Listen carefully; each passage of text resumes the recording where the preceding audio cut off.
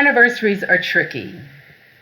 We use the same word to describe experiences that are so incredibly different. Some anniversaries are filled with joy and celebration. Others stop us in our tracks and take our breath away as we are reminded of such deep loss, a depth of pain that is almost indescribable. This is an anniversary week for many in the Kansas-Oklahoma Conference. While a year ago, all of us had probably read and heard about COVID-19, this is the week that for many in our churches and communities, COVID-19 and the global pandemic became really real. It will be a year on Friday that I headed to Wichita focused on a busy weekend ahead.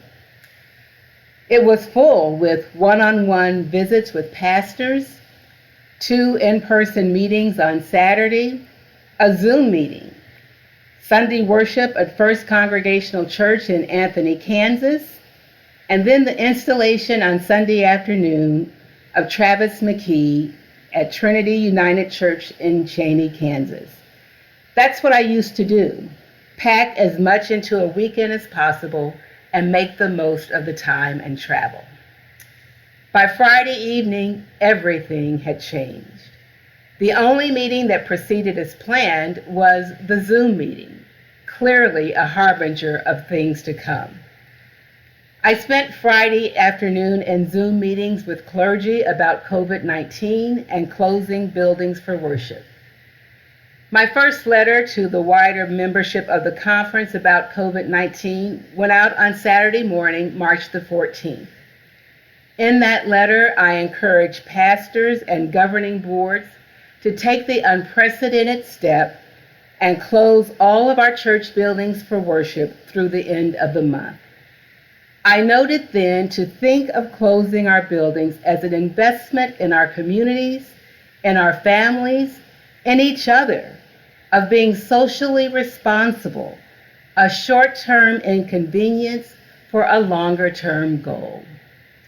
Many of our churches responded and discontinued in-person worship that very Sunday, March the 15th, some the following weekend, almost all within the weeks that followed. Over the year, some returned to in-person worship for short periods of time, and when weather permitted, some found ways to worship safely outside. But this coming Sunday is the 1-year anniversary. It's been a year since many of our KO congregations have been physically together for worship. Our lives as communities of faith changed radically on March the 15th, 2020. And I believe we have all been changed forever. Some thought that the need to close our buildings would be short-term. Others knew it would likely be longer. But I suspect that no one really knew the scale, the gravity, or the impact that COVID-19 would have or continues to have. And certainly, no one had any idea of the massive loss of life that COVID-19 would have. As of Monday, 4,816 persons in Kansas and 4,534 persons in Oklahoma have died of this relentless virus. The impact of the loss of lives can never be measured. Local church pastors have done an incredible job in adapting to provide worship in a virtual space. It hasn't been easy. They didn't offer a class in seminary on leading a congregation during a pandemic. But that's exactly what our pastors have done. They have led us into experiencing how to be and do church that isn't centered around a physical location. But they haven't been the only one. All of our lay members, all of you have had to make incredible changes this past year. Socially distanced, really feels like socially isolated to some. Some people hate Zoom and seeing each other in little boxes. And just where is that microphone mute button? You have been challenged to be a community when you can't touch or hug. You miss the joy that comes from raising your voices together in song or in breaking bread together. All of that is gone. You kept hoping that it would change. Easter, Thanksgiving, Christmas Eve, are you kidding me? All cherished traditions centered around being together. And here we are. A year has passed. It's Lent again. Easter on the horizon. And yet, you have continued to be the church to each other and to your communities in the ways that have really mattered. Over the year, technology has allowed us to witness the changes in church as we have known it.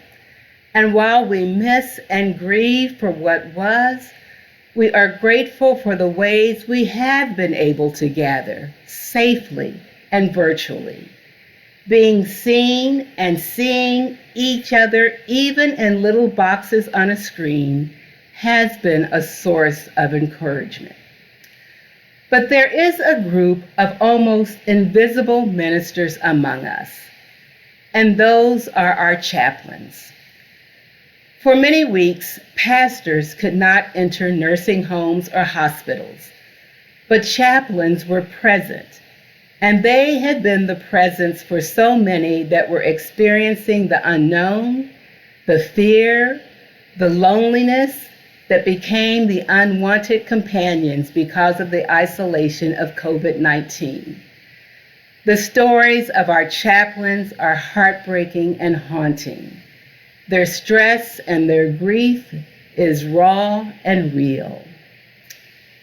Some of you know that I was diagnosed with breast cancer last year. Actually, COVID-19 coincided with my diagnosis. I am fine, but when I had surgery, I wasn't expected to have an overnight stay. But there was a slight complication and that changed. COVID protocols were still quite strict, so my family was not allowed to be present with me. When I woke from surgery, who was by my side? Robin Kollerick Schinkel, a KO pastor who serves as the chaplain at Lawrence Memorial Hospital. I was surprised at how relieved I felt just to see a familiar face. She had seen my name and she stopped by to check on me. And I imagined, in fact, I knew what it was like for those who had been in the hospital or in nursing homes for weeks, months, without family, friends, no one. Nurses, doctors, and chaplains have been present with them day after day. Those have been the faces that have brought them relief, comfort, and care. On Sunday at 2:00, you will have the opportunity to hear the stories and experiences of our KO chaplains who have served on our behalf over the last year in hospitals and nursing homes. When our pastors couldn't be there, they have been there.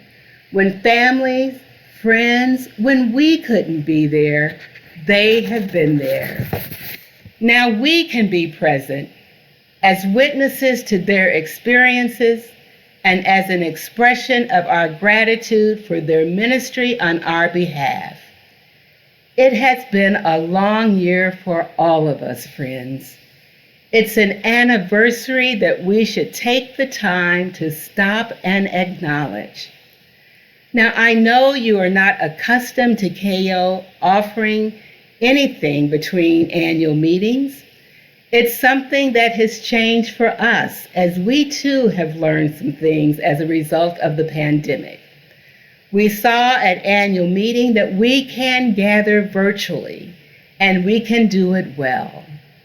Join us for a service of thanksgiving for our chaplains and also a time that we can remember those we have lost.